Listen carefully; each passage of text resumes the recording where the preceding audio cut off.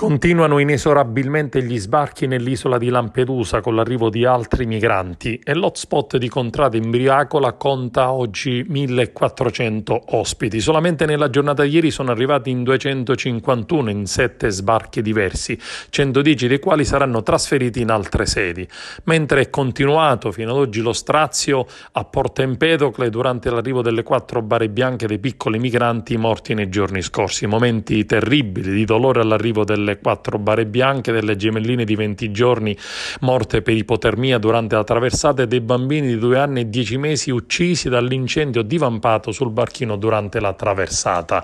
Presenti a questa ulteriore tragedia sulla banchina di Porto Empedocle, fra le lacrime dei genitori e dei presenti sindaci di Agrigento, Porto Empedocle, Favara e Oppolo Giancazio, che hanno deposto dei mazzi di fiori, presente anche il prefetto Maria Rita Cocciufa, tutti in silenzio hanno pregato per le vittime di quella che è una catena infinita. È da marzo che abbiamo numeri stratosferici di arrivi, non ci possiamo consentire mai di abbassare la guardia, è un fenomeno che va governato e i flussi, complici le condizioni del mare, proseguono anche in questo periodo dell'anno con numeri molto più alti rispetto agli anni precedenti. Abbiamo al momento 1500 persone all'hotspot di Lampedusa e si tratta di nuclei familiari, minori e bambini. Sono scene queste che vorremmo non vedere, ma purtroppo si ripetono qui.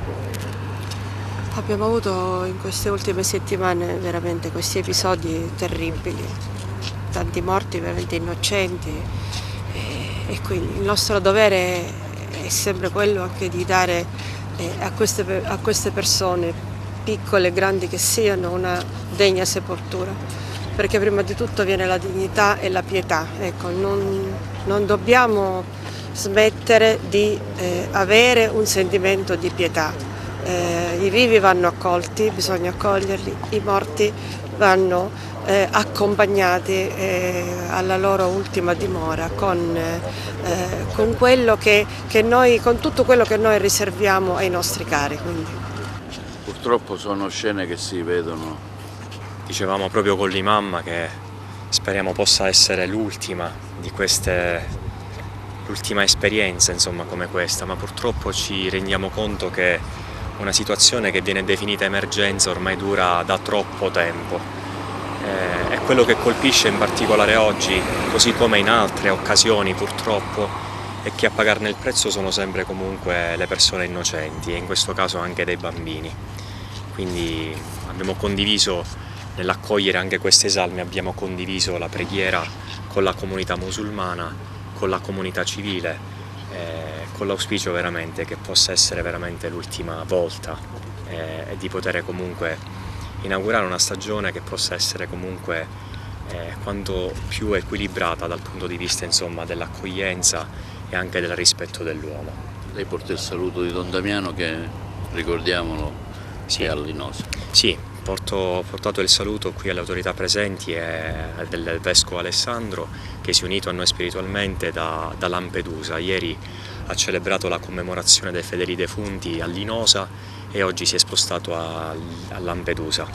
Luoghi che sono strettamente collegati e connessi con il triste evento che comunque oggi stiamo celebrando nell'accogliere questi nostri fratelli. È un momento pieno di tristezza. Adesso soprattutto che le vittime sono dei bambini, è stata una fine molto brutta. Noi cerchiamo e preghiamo in tutti i sensi che non succeda e non capita mai più, ma purtroppo si ripetono queste scene. Ringraziamo le autorità, tutte le rappresentanti religiose della Chiesa Cattolica, dell'imam della moschea, per questo momento, per la preghiera. Speriamo e ci auguriamo che non capita mai più. Grazie. Vuoi aggiungere qualcosa? Come? Speriamo di questa l'ultima volta, speriamo. Come reagisce la comunità agrigentina a cui tu dirigi? Grazie prima di Italia, grazie polizia, grazie a tutti, grazie. Non posso dire niente per questo. Purtroppo a Porto Empedocle si ripetono queste scene in continuazione, speriamo di non rivederle. Purtroppo il Mar Mediterraneo, che un tempo era la culla della civiltà e degli incontri commerciali, oggi è diventato un cimitero. e purtroppo queste situazioni che abbiamo vissuto oggi e che purtroppo spero non si verifichino più, ma siamo consapevoli che purtroppo la gente che va via dal Nord Africa e viene verso l'Europa con grandi aspettative trova purtroppo un Mediterraneo che ormai è diventato un cimitero, come ho detto.